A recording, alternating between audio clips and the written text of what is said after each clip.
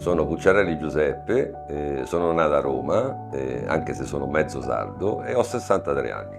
Quando mandai la panoramica, il dottor Palmas è stato molto onesto nel dire che potevano mettermi incapsulare tutti i denti, dice poi, però col fatto della piorrea dopo 2 o 3 anni sarebbero scesi.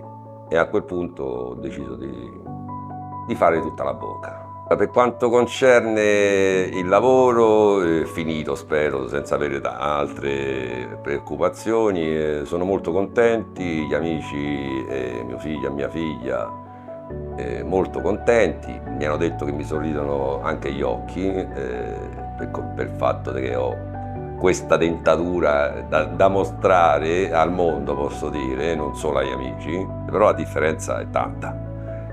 Tanta da come ho adesso i denti, ho meno preoccupazioni, non devo stare attento al fatto di pensare che scendevano per la piorrea, i colletti, no, momentaneamente la notte e il giorno. Sono rimasto molto meravigliato sia per quanto riguarda l'assistenza tecnica dottoristica, sia per quanto riguarda l'assistenza in generale.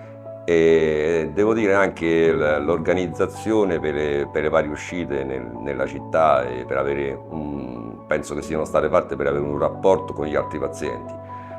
Molto soddisfatto. Il consiglio che do io, per quello che ho avuto io, direi subito 100%. Venite senza preoccupazioni. Logicamente è una paura, il famoso dentista in sé mette paura alle persone, poi chi ha paura di meno ha paura di più. Io personalmente non ho mai avuto paura del dentista. L'unica cosa scettica era, scusate, era il pagamento anticipato, che era quella cosa che mi frenava un po'. Poi una volta che ho visto che effettivamente davano, oppure dovevamo dare il pagamento anticipato, era per un qualcosa che avevano deciso loro, per altri problemi che c'è. Poi una volta che sono venuto qua, niente da dire.